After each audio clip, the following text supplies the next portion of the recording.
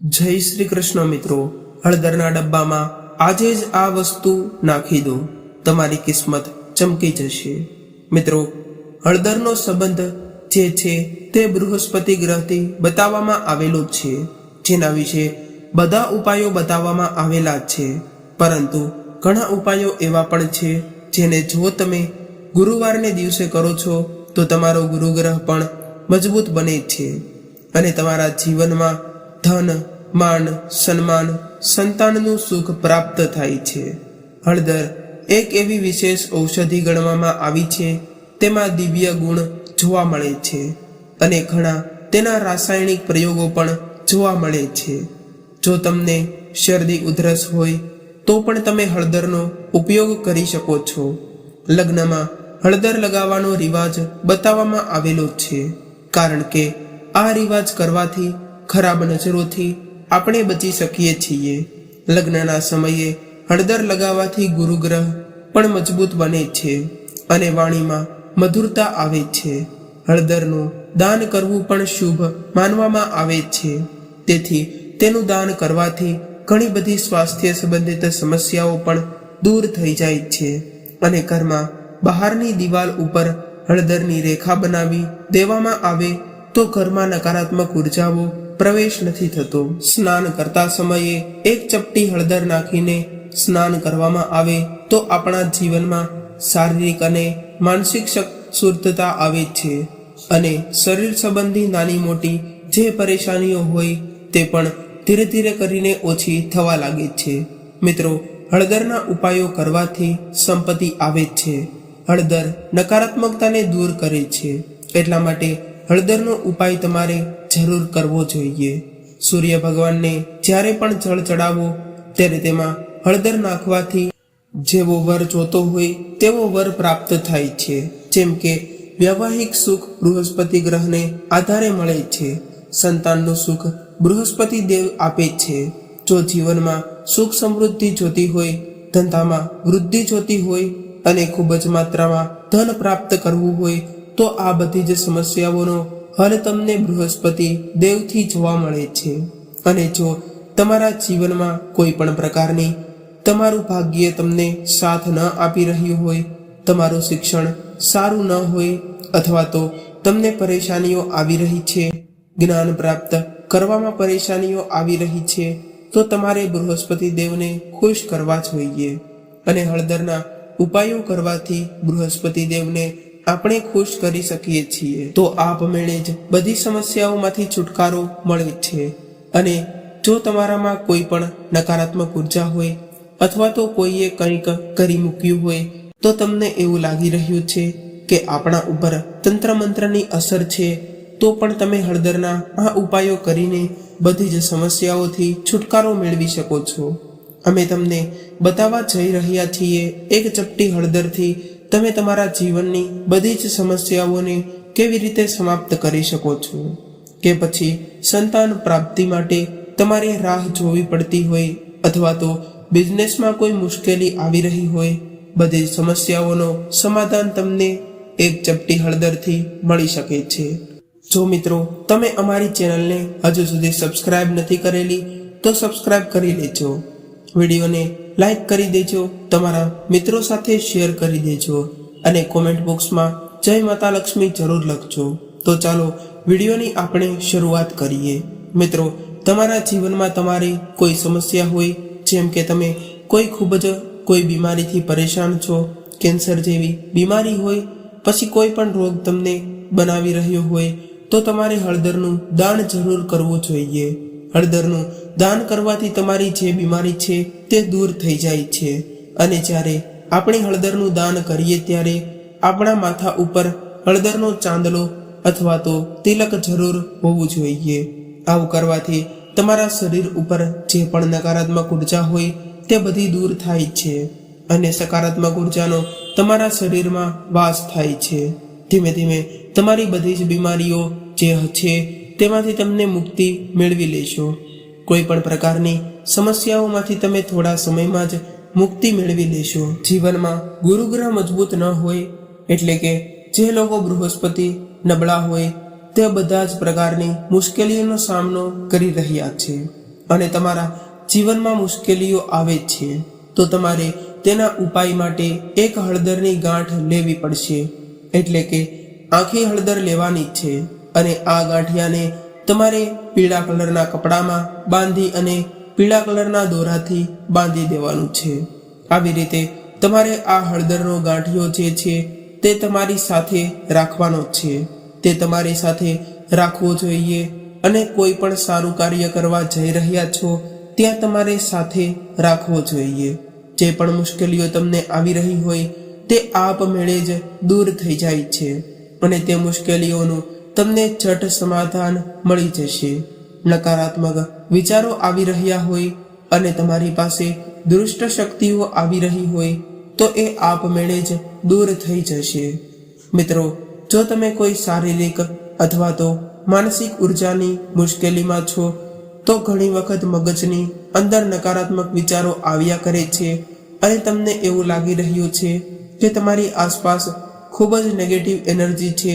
તેવામાં તમારે જ્યાં પણ તમે સ્નાન કરવા જાઓ છો ત્યાં તમારે એક ચપટી હળદર સ્નાનના પાણીમાં નાખી દેવું જોઈએ. આવી રીતે કરવાથી તમારા શરીરમાં જે પણ નકારાત્મક ઉર્જા છે તે દૂર થઈ જાય છે. મિત્રો, આવી રીતે આ એક ઉપાય કરવાથી ધનનો સંચાર થાય છે અને તમારા બધા જ કાર્ય થવા લાગે છે. બધા જ કાર્યમાં તમને સફળતા મળે છે. આવી રીતે કર્યા પછી તમારે તમારા માથા ઉપર હળદરનું તિલક જરૂર કરવું જોઈએ. આવી રીતે કરવાથી બધા જ બગડેલા કાર્ય તમે જોશો કે તે બનવા લાગ્યા છે. માતા લક્ષ્મી તમારા ઘરમાં વાસ કરવા લાગે છે. અને હવે આપણે જોઈએ કે એક ચપટી હળદર આપણે કઈ જગ્યાએ નાખવાની છે અને હળદરના ડબ્બામાં આપણે શું કરવાનું છે તેની વિશે આપણે વાત કરીએ તો મિત્રો, જો આપણા જીવનમાં ધન સંબંધી સમસ્યાઓ આવી રહી હોય, જેમ કે આપણે ધન પ્રાપ્ત કરવા જઈ રહ્યા હોય પરંતુ આપણને ધન પ્રાપ્ત ન થઈ રહ્યું હોય તો હું તમને જે ઉપાય બતાવું તે તમારે ગુરુવારના દિવસે કરવાનો છે. કારણ કે ગુરુવારે બૃહસ્પતિવાર માનવામાં આવે છે અને તે દિવસના સ્વામી બૃહસ્પતિ ભગવાન પણ માનવામાં આવ્યા છે. તેથી બૃહસ્પતિ ભગવાનની કૃપા પ્રાપ્ત થાય છે. શ્રી હરિ વિષ્ણુ ભગવાનની કૃપા પણ પ્રાપ્ત થાય છે. માતા લક્ષ્મીની કૃપા પણ પ્રાપ્ત થશે. અને જ્યારે આપણા જીવનમાં આ કોઈ પ્રકારની કૃપાઓ પ્રાપ્ત થાય ત્યારે આપણે સમજી શકીએ છીએ કે આપણા જીવનમાં સુખ સમૃદ્ધિ તો આવે જ છે. મિત્રો, તમે વિશ્વાસ કરો છો તો તમારે આ ઉપાયને કરવાનો છે અને જીવનમાં સુખ સમૃદ્ધિ જો તમે જરૂર મેળવી શકશો. મિત્રો, સૌથી પહેલા તમારે તમારા ઘરમાં જે હળદરનો ડબ્બો હોય તેમાં આપણે હળદરને કાચના ડબ્બામાં જ રાખવી જોઈએ. આ એક કારણ છે કે તે શુદ્ધ રહે છે અને તે બગડતી નથી અને તેને 2-3 વર્ષ સુધી પણ આપણે રાખી શકીએ છીએ અને તે ખાવા લાયક પણ રહે છે અને તેને કશું પણ નથી થતું. તેવી રીતે આપણે હળદરનો સ્ટોક કરીએ છીએ. તો મિત્રો, જ્યારે પણ આપણે ઓર્ગેનિક હળદરનો ઉપયોગ કરીએ ત્યારે તે સર્વશ્રેષ્ઠ ગણાય છે.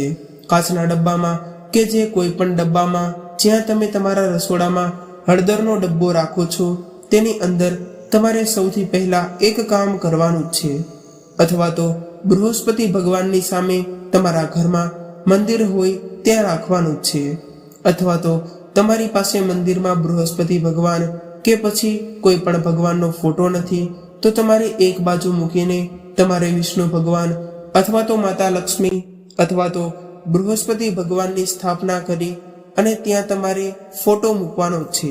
નીચે થોડા તમારે ઘઉં રાખવાના છે અને લાલ કપડું પાથરીને ભગવાનની સ્થાપના કરીને દીવો કરીને તમારે હળદરનો ડબ્બો ત્યાં મૂકવાનો છે અને એક ચાંદીનો સિક્કો લેવાનો છે. જો તમારી પાસે ચાંદીનો સિક્કો ન હોય અથવા તો લેવા માટે સક્ષમ નથી તો તમારે 1 રૂપિયાનો સિક્કો અથવા તો 2 રૂપિયાનો સિક્કો અથવા તો 5 રૂપિયાનો સિક્કો તમે લઈ શકો છો અને આ સિક્કાને તમારે ભગવાનની સામે અર્પણ કરવાનો છે અને ત્યાં પછી જે સિક્કો છે તેની તમારે માથા ઉપરથી 7 વખત ઘડિયાળ ચાલી રહી હોય તે દિશામાં તમારે ઉતારી લેવાનો છે આવી રીતે કર્યા પછી તમારે ત્યાં બેસીને ઓમ નમો ભગવતે વાસુદેવાય નમઃ, ઓમ નમો ભગવતે વાસુદેવાય નમઃ આ મંત્રનો જાપ કરતો જવાનો છે. અને ત્યારે તમારે કોઈ દિવસ આ 1 રૂપિયાના સિક્કાને કે ચાંદીનો સિક્કો હોય તો તે તમારે સિક્કાને ઉપયોગ નથી કરવાનો, એટલે કે તે તમારે ખર્ચ નથી કરવાનો. આવી રીતે જે પણ લોકો હળદરના ડબ્બામાં 1 રૂપિયાનો સિક્કો મૂકીને જુએ છે તો તેમના જીવનની અંદર સુખ સમૃદ્ધિ આવે છે. કોઈ પણ વસ્તુનું દાન જરૂર કરવું જોઈએ અને ભગવાનના નામનો જાપ પણ જરૂર કરવો જોઈએ. સાત્વિક ભોજન કરવું જોઈએ. જ્યારે આપણે ઉપાય કરીએ ત્યારે મંત્રોના જાપ કરવા જોઈએ. જેવી રીતે આપણે જેટલું આપણાથી થાય એટલું આપણે કરી શકીએ છીએ તો આપણા જીવનમાં ભગવાનની પ્રાપ્તિ જરૂર થાય છે. તો દરેક લોકોએ આ ઉપાય શુક્રવાર અથવા તો ગુરુવારને દિવસે જરૂર કરી શકાય છે. માતા લક્ષ્મીનો દિવસ અથવા તો બૃહસ્પતિ ભગવાનનો દિવસ ગુરુવાર અને શુક્રવાર ગણવામાં આવે છે. તો આવી રીતે તમે કોઈ પણ સવારમાં અથવા તો સાંજના સમયે કરી શકો છો. મિત્રો, કેવી રીતે? તો વસ્તુઓ વિશે વાત કરવા જઈ રહ્યા છીએ. જે વસ્તુઓ અથવા તો તે કાર્યો તમારે આ જગ્યાએ ન કરવા જોઈએ. જો તમે આ વસ્તુઓ કે આ જગ્યાએ રાખો છો તો ઘરમાં નકારાત્મકતા પ્રવેશે છે અને તમારા ઘરમાં દેવી દેવતાઓ અથવા તો ભગવાન તમારા ઘરમાં નથી પ્રવેશતા. તમે દિવસ રાત ગમે તેટલી પૂજા પાઠ કરો, ગમે તેટલી મહેનત કરીને પૈસો કમાવો, પરંતુ તે પૈસો તમારા ઘરમાં નથી ટકતો. જો તમે આવું ન કરવાના કામો કરો છો તો જેને કારણે માતા લક્ષ્મી પણ નારાજ થઈને તે ઘર છોડીને જતા રહે છે. તો મિત્રો, કેટલીક એવી વસ્તુઓ છે જેને તમારે કઈ જગ્યાએ ન રાખવી જોઈએ તે આજના વિડીયોમાં હું તમને જણાવવાનો છું. તો જો તમે પણ આવી ભૂલો કરતા હોય તો આવનારા સમયમાં આ ભૂલો ન કરતા. અને જો આવી ભૂલો થતી હોય તો તેમના ઘરમાં વિદ્યાર્થીઓ હોય તો તેમને જ્ઞાન પ્રાપ્ત નથી થતું. જો કોઈ દિવસ રાત કામ કરવાવાળો વ્યક્તિ હોય અથવા તો આવકના ઘણા એવા સ્ત્રોતો હોય તો પણ તે ઓછા થવા લાગે છે અને તે ઘરમાં દિવસે ને દિવસે ધન આવવાનું ઓછું થવા લાગે છે. તે માટે મિત્રો, તમને આવનારા સમયમાં આવી વસ્તુઓની ક્યારેય ભૂલ ન કરતા. તો મિત્રો, તે કેટલીક એવી વસ્તુઓ વિશે જણાવીએ તે પહેલા જે લોકો અમારી ચેનલ પર પહેલી જ વાર આવ્યા હોય તેઓ ચેનલને સબસ્ક્રાઇબ કરી વિડીયોને લાઈક કરી દેજો અને કોમેન્ટ બોક્સમાં સાચી શ્રદ્ધાથી જય શ્રી કૃષ્ણ લખવાનું ભૂલશો નહીં. ચાલો તે કેટલીક મહત્વની વસ્તુઓ વિશે વાત કરીએ જે તમારે આ દિશામાં અથવા તો આ સ્થળે ન રાખવી જોઈએ. નંબર 1ની વાત કરીએ તો વાસ્તુશાસ્ત્ર મુજબ શૌચાલય અને બાથરૂમ ઘરની નકારાત્મક ઉર્જાના સ્ત્રોત છે અને તેથી તમારા નિર્માણ અને દિશા વિશે નિષ્ણાંતની સલાહ લેવી જોઈએ. જો તે વાસ્તુ દિશા નિર્દેશો અનુસાર બનાવવામાં ન આવે તો તે નિવાસ અને તેના રહેવાસીઓ પર વિપરીત અસર પર પેદા કરી શકે છે. પ્રાચીન ભારતીય ઘરોમાં નકારાત્મકતાને ઘરોમાં પ્રવેશતા અટકાવવા માટે બહાર શૌચાલયો અને બાથરૂમ બનાવવામાં આવતા હતા. જો કે દરેક સંજોગોમાં શક્ય ન હોવાથી ઘર બનાવતી વખતે શૌચાલય અને બાથરૂમ માટે વાસ્તુનું પાલન કરવું જોઈએ. જો મિત્રો, તમારે નકારાત્મક ઉર્જાના પ્રભાવને ટાળવા માટે શૌચાલય અથવા બાથરૂમમાં તમારે ભૂલથી પણ અરીસો ન મૂકવો જોઈએ. જો તમે આ શૌચાલય અથવા બાથરૂમમાં અરીસો મૂકો છો તો તે તમારા સ્વાસ્થ્યને પણ હાનિ કરી શકે છે અને તેનાથી ઘરમાં નકારાત્મકતા પણ આવે છે. અને જે ઘરોમાં વિદ્યાર્થીઓ હોય છે, એટલે કે જે ઘરોમાં વિદ્યાર્થીઓ ભણે છે અને વિદ્યાને ગ્રહણ કરતા હોય તો તેમણે ક્યારેય પણ શૌચાલય સામે અથવા તો બાથરૂમની સામે બેસીને ક્યારેય પણ વાંચન ન કરવું જોઈએ. જો આવું થાય તો તે વિદ્યાર્થીને એકાગ્રતા પર ખૂબ જ અસર કરે છે અને વારાઘડીએ ભૂલવાની સંભાવના પણ વધી જાય છે. તે માટે આ ભૂલને ભૂલથી પણ કોઈ દિવસ ન કરતા. મિત્રો, આવી નાની નાની ભૂલોને જો તમે ધ્યાનમાં રાખીને ચાલો અને જોઈને ચાલો તો તમારા ઘરમાં તે સકારાત્મકતા લાવી શકે છે અને તમારા ઊભા રહેલા કાર્યો પણ જરૂરથી સફળ થાય છે. હવે મિત્રો આપણે નંબર 2 વિશે વાત કરીએ તો તમારા આપણા મંદિરને સંબંધિત છે.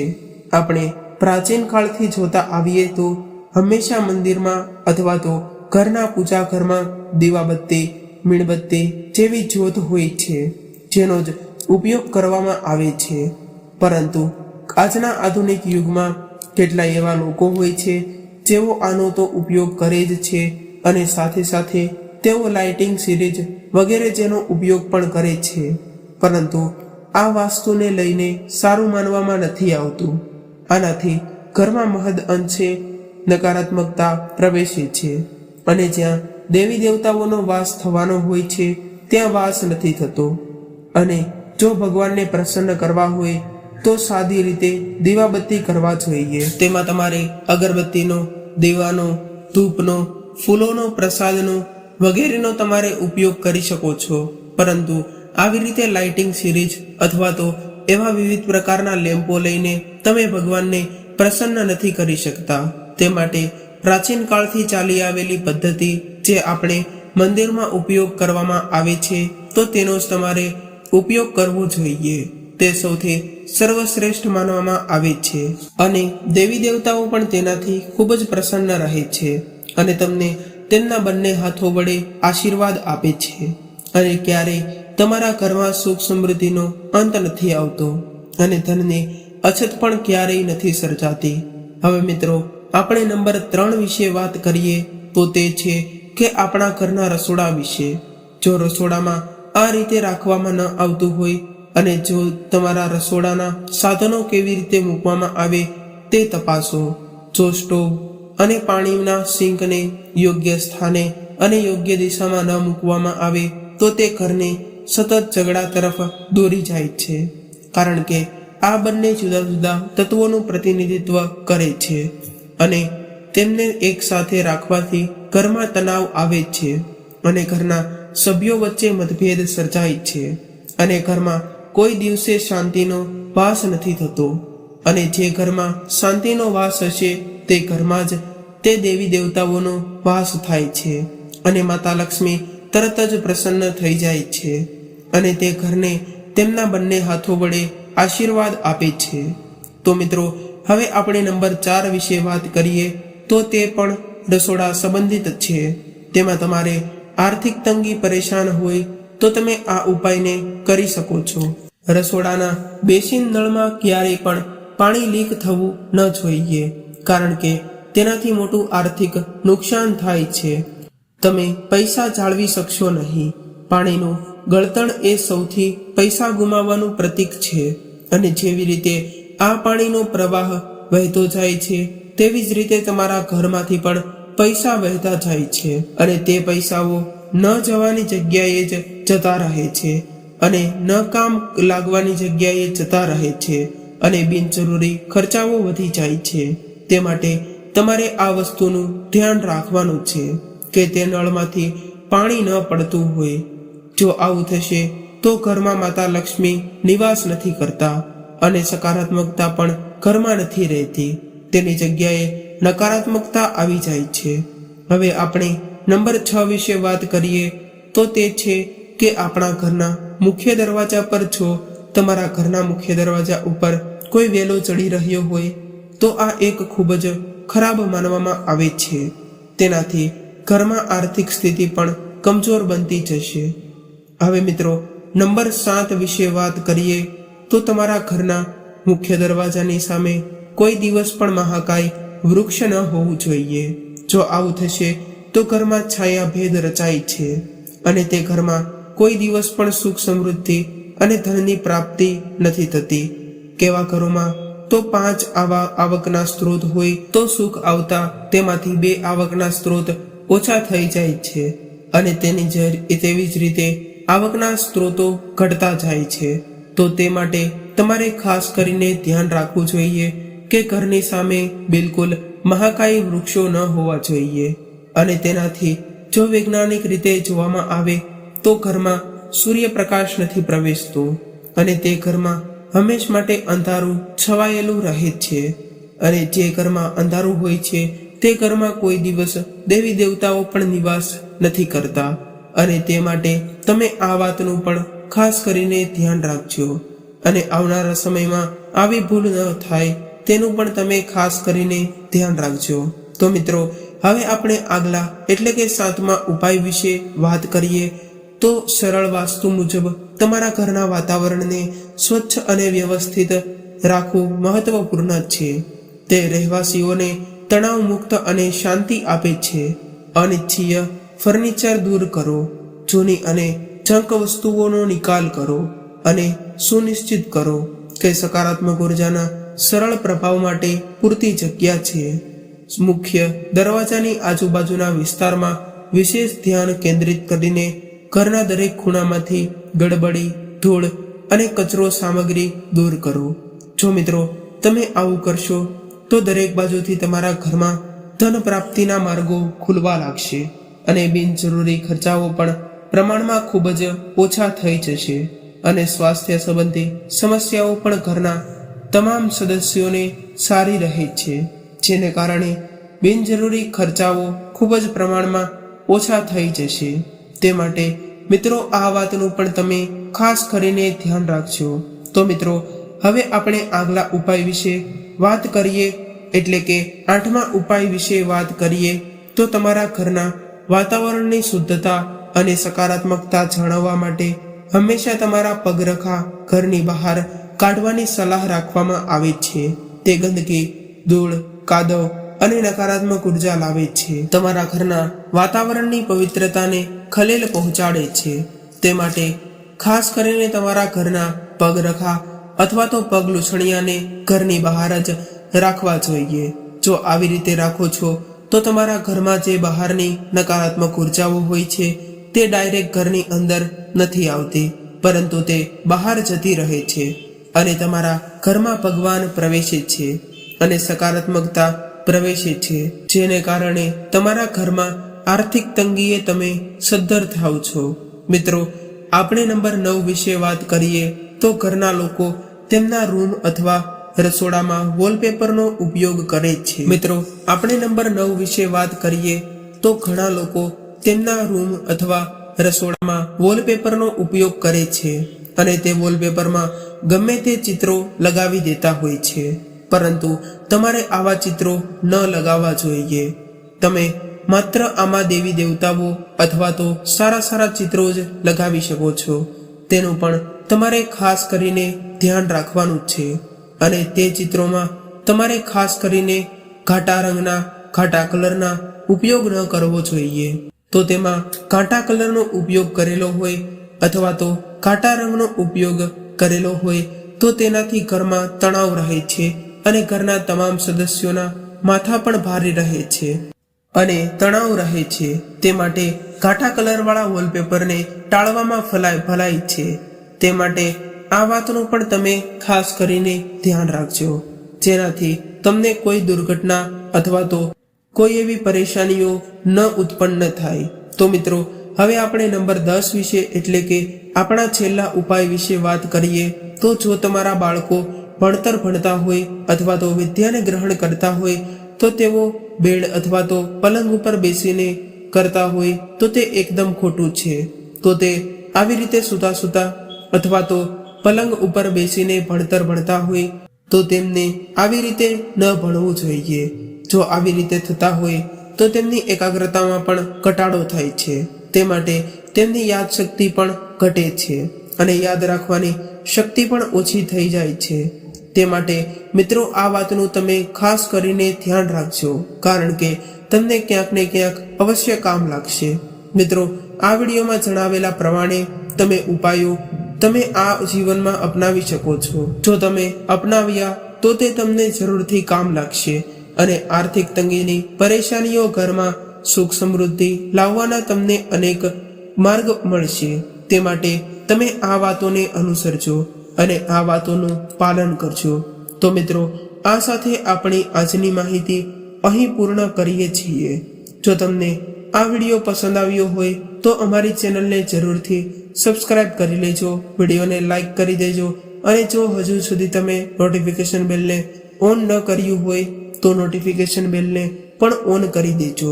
તમારા મિત્રો સાથે શેર કરી દેજો. કોમેન્ટ બોક્સમાં સાચી શ્રદ્ધાથી જય માતા લક્ષ્મી જરૂર લખજો. ફરી મળીશું આવા જ એક નવા વિડીયો સાથે. ત્યાં સુધી સૌને મારા